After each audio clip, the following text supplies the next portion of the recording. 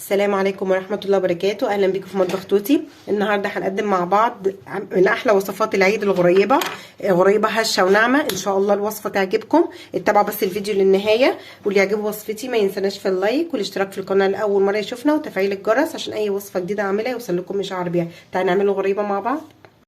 عندي اول حاجه في مقادير الغريبه سمنه انا حطاها في التلاجة، سمنه بلدي طبعا.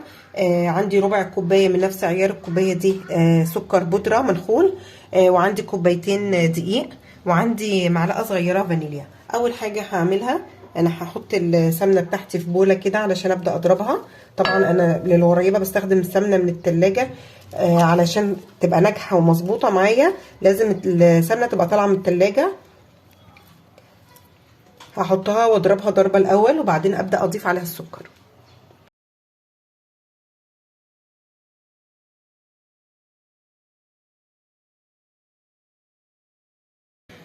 بعد ما ضربتها ضربه كده خفيفه انا هنضيف السكر البودره، بس برضو هنخله كده علشان يبقى ناعم معايا، الغريبه بتاعتي تبقى ناعمه. هضيف عليه نص معلقه الفانيليا بالشكل ده واضربه برضو ضربه كمان لحد ما يبقى كريمي معايا وناعم خالص ويندمج السكر مع السمنه خالص.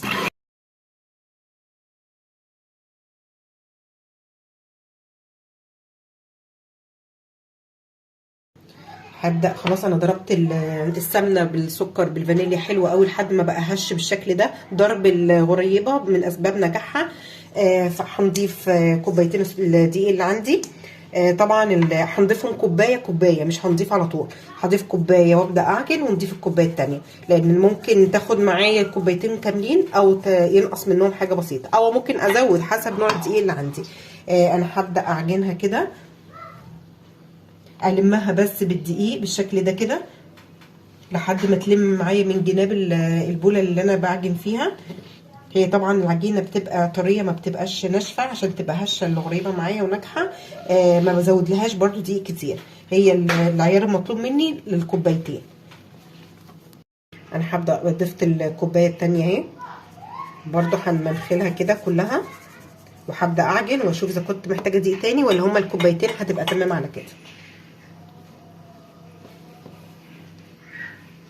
تابعوا بس خطوات الفيديو. الغريبه من الحاجات اللي مكوناتها بسيطه، بس مش اي حد تنجح معاه.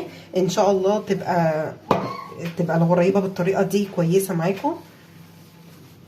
هعجنها كده لمها بس من الجناب كده اهي، بدات تلم معايا خلاص. انا تقريبا مش هحتاج اكتر من الكوبايتين.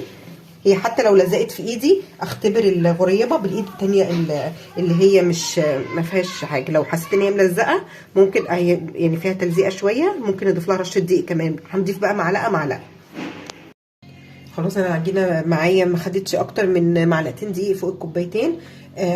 طبعا هي بتبقى طريه كده. انا غسلت ايدي طبعا علشان ما تبقاش ملزقه. انا بكورها بالشكل ده بالحجم اللي احنا عايزينه. انا مجهزه لوز مسلقاه ومقشراه وقطعاه نصين، وبنحط اللوزه مثلا في النص كده ونرص الغريبه بتاعتي. بيبقى في مسافه بين الغريبه والتانيه، ما بنبقاش حطاهم جنب بعض علشان ما يلزقوش. وابدا اعمل الغريبه بتاعتي كلها بالشكل ده كده. هي ما بتاخدش وقت في التقطيع، من الحاجات فعلا اللي عمايلها سهله جدا وما بتاخدش مراحل كتير.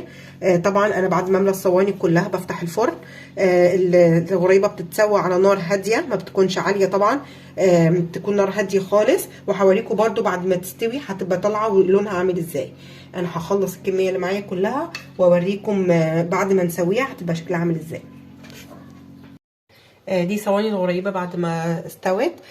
طبعا انا عملتها على نار هاديه علشان النار الحاميه ممكن تلسعها بسرعه. سواها من تحت مظبوط. هي بتبقى فاتحه كده.